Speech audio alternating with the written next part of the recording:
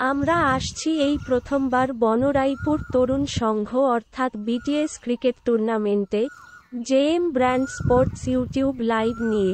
খেলাটি হবে 24শে মার্চ 16টি দলের মধ্যে, যার এন্ট্রি ফি থাকছে 2000 টাকা।